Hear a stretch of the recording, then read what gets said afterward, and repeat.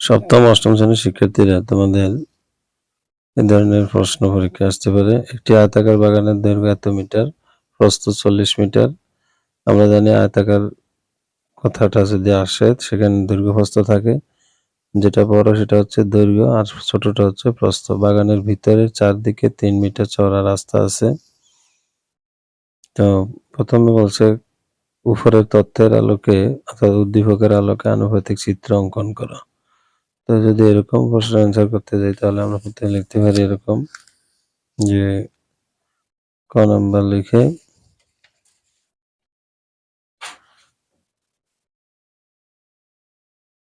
ক নম্বরে আমরা তাহলে আনুপাতিক হিসাবে যদি চিত্রটা অঙ্কন করি তাহলে লিখতে পারি এরকম যে উদ্দীপকের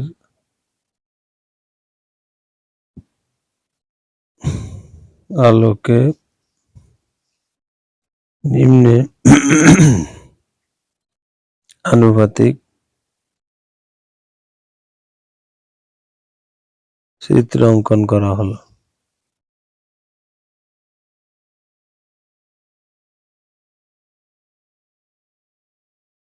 সেক্ষেত্রে এরকম এটা হচ্ছে দৈর্ঘ্য, এই হচ্ছে প্রস্থ, এরকম আরেকটা দৈর্ঘ্য এবং আরেকটা প্রস্থ দিতে হবে, কারণ আয়তক্ষেত্রের মধ্যে দুইটা দৈর্ঘ্য দুইটা প্রস্থ থাকে, দৈর্ঘ্যগুলি সমান প্রস্থগুলিও সমান হয়।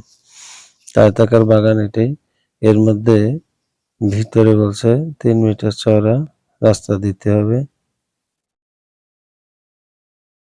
তো এইটাই হচ্ছে 3 মিটার চওড়া, এই জায়গা 3 মিটার, এদিক দিয়েও 3 মিটার আছে।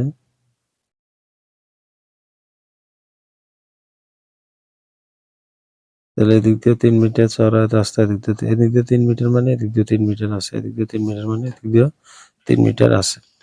এদিক দিয়ে হচ্ছে 50 মিটার, দৈর্ঘ্য হচ্ছে 50 মিটার, এদিক দিয়ে 50 মিটার থাকলে এদিক দিয়ে আছে, এক সাইড দেখাইলেই হবে। আবার এদিক দিয়ে হচ্ছে 40 মিটার, দৈর্ঘ্য প্রস্থ হচ্ছে 40 মিটার। তো আমরা এখানে প্রস্থ 40 মিটার ব্যবহার করব। এতটুক দিলেই তোমার এখানে 2 নাম্বার পাওয়া যাবে। খ নম্বর বলছে রাস্তার ক্ষেত্রফল নির্ণয় করো। তো রাস্তার ক্ষেত্রফল বের করতে গেলে আমরা বাগানের ক্ষেত্রফল 2 বার বের করব। বাগান, এটা তো বাগান, মূলত বাগানের ভিতরে 3 মিটার চওড়া রাস্তা আছে, রাস্তার ক্ষেত্রফলটা বের করতে বলছে। তা সেক্ষেত্রে আমাদের কাজ করতে হবে, বাগানের ক্ষেত্রফল 2 বার বের করতে হবে, একবার রাস্তা ছাড়া আর একবার রাস্তা সহ। তাহলে প্রথমে আমরা লিখব দেওয়া আছে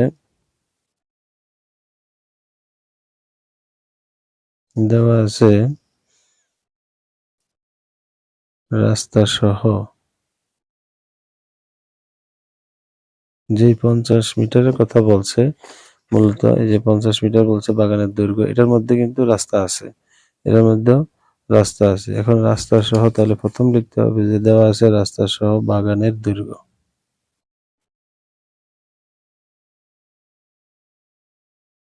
রাস্তা সহ বাগানের দৈর্ঘ্য হচ্ছে 50 মিটার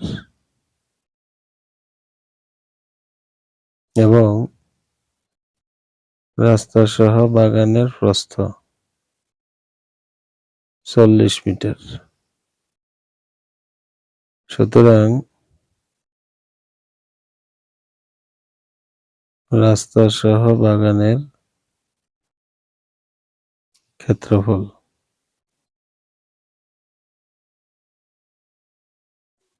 50 গুণ 40। তো যেহেতু এটাও মিটার এটাও মিটার, সুতরাং সামনে দিতে হবে বর্গ মিটার। যেহেতু মিটার মিটার গুণ দিলে বর্গ মিটার হয়, মিটার মিটার গুণ দিলাম, তাহলে 50 আর 40 গুণ দিলে হবে কত? 4 5 20 আর 0 2টা, 2000 বর্গ মিটার। শূন্যের গুণ একদম সহজ, 4 5 20 আর 0 2টা বসিয়ে দিলাম, কাজ হয়ে গেল। অর্থাৎ রাস্তা সহ বাগানের ক্ষেত্রফল হচ্ছে 2000 বর্গ মিটার।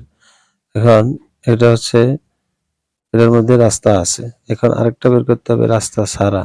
তো রাস্তা ছাড়া বের করতে এখন লিখবো তাহলে আবার রাস্তা ছাড়া বা রাস্তা বাদে বাগানের দৈর্ঘ্য।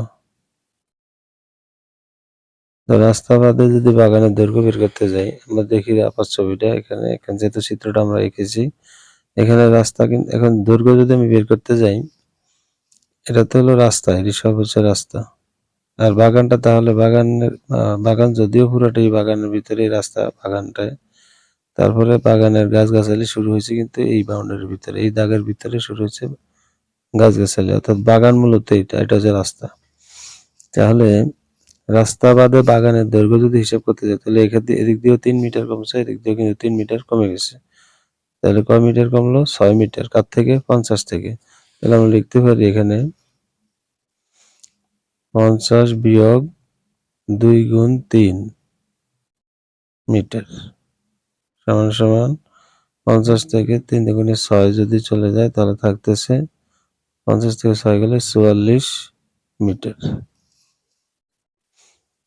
এরপরে আবার আমরা লিখতে পারি এবং রাস্তা বাদে বাগানের প্রস্থ।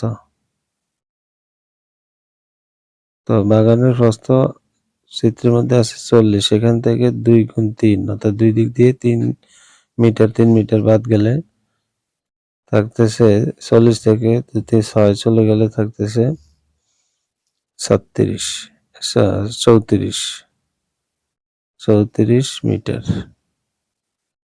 এখানে 44 মিটার, এখানে 34 মিটার। এখন যদি আমরা রাস্তা বাদে বাগানের ক্ষেত্রফল বের করতে চাই, সুতরাং রাস্তা বাদে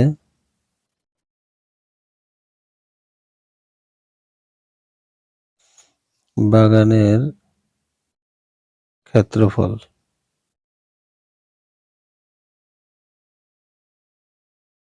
রাস্তা বাদে বাগানের দৈর্ঘ্য, রাস্তা বাদে বাগানের প্রস্থ পেলাম, সুতরাং রাস্তা বাদে বাগানের ক্ষেত্রফল বের করার জন্য আমাদেরকে এখন এই দৈর্ঘ্য গুণ প্রস্থ এই দুইটা গুণ দিলেই হবে। এখানে বর্গ মিটার। তাহলে 44 আর হলো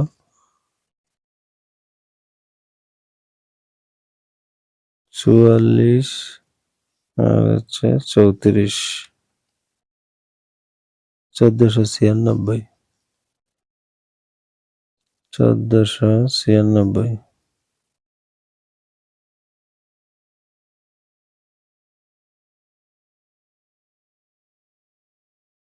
1496 বর্গ মিটার পেলাম আমরা রাস্তা বাদে বাগানের ক্ষেত্রফল।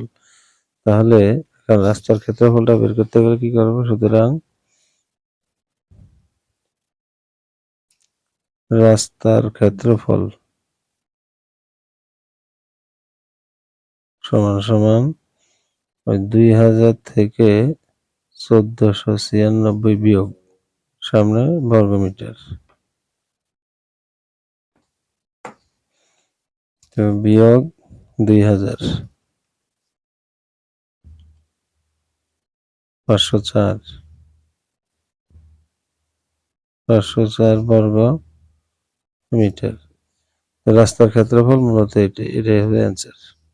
এতটুকু এভাবে দিলে এই ঠিক এরকম অঙ্ক থাকবে, হয়তো বা সংখ্যাগুলি চেঞ্জ করা থাকবে, একটু খেয়াল করলে আশা করি পারবে। এরপর দেখো আরেকটা এভাবে থাকতে পারে। গ নম্বরে বলছে রাস্তা বাদে বাগানের পরিসীমায় বেড়া দিতে প্রতি মিটারে 25 টাকা হিসাবে মোট খরচ কত খরচ হবে? তো রাস্তা বাদে বাগানের পরিসীমা বলতে বাগানের চারদিকে যদি আমরা বেড়া দিতে যাই, এখন তাহলে আগে তা বাগানের পরিসীমা মেপে দেখতে হবে। তো সেক্ষেত্রে রাস্তা বাদে বাগানের দৈর্ঘ্য লাগবে। গ নম্বরে খ থেকে পাই রাস্তা বাদে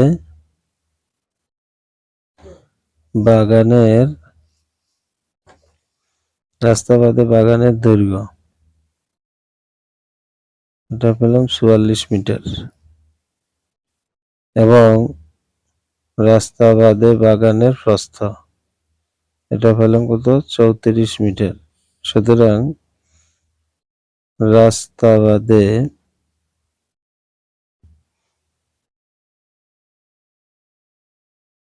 বাগানের পরিসীমা, আমরা জানি পরিসীমা মানে হচ্ছে আয়তাকার পরিসীমা মানে হচ্ছে 2 ইন্টু দৈর্ঘ্য প্লাস প্রস্থ। তো 2 ইন্টু দৈর্ঘ্য প্লাস প্রস্থ, দৈর্ঘ্য হচ্ছে 44, প্রস্থ হচ্ছে 34 মিটার,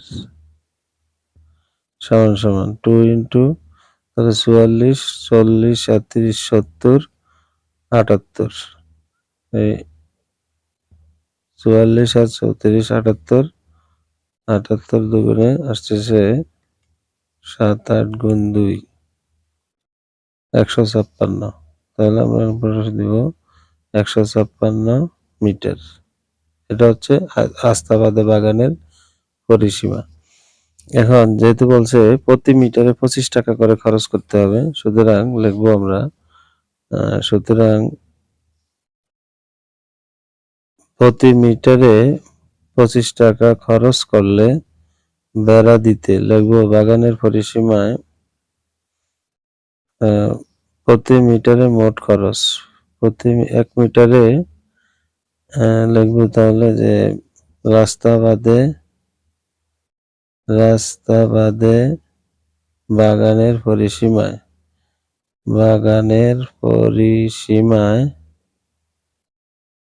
বেড়া দিতে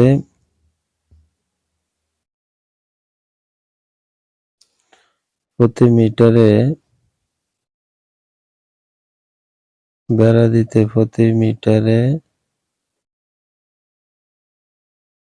25 টাকা খরচ করলে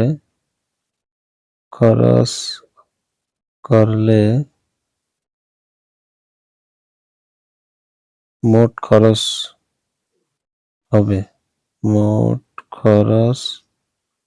হবে সমান সমান, এই কথাটা লিখে দিতে হবে যাতে এটার উপরেই এই অঙ্কটা মূলত করা হচ্ছে। রাস্তা বাদে বাগানের পরিসীমা বেড়া দিতে প্রতি মিটার 25 টাকা খরচ করলে মোট খরচ হবে তাহলে 156 গুণ 25, সামনে হবে টাকা। তাহলে আমরা দুটো গুণ দিলে 156 গুণ 25, 3900 টাকা খরচ হবে। 3900 টাকা খরচ হবে, এটা হবে অ্যান্সার। আশা করি মনোযোগ সহকারে দেখবে।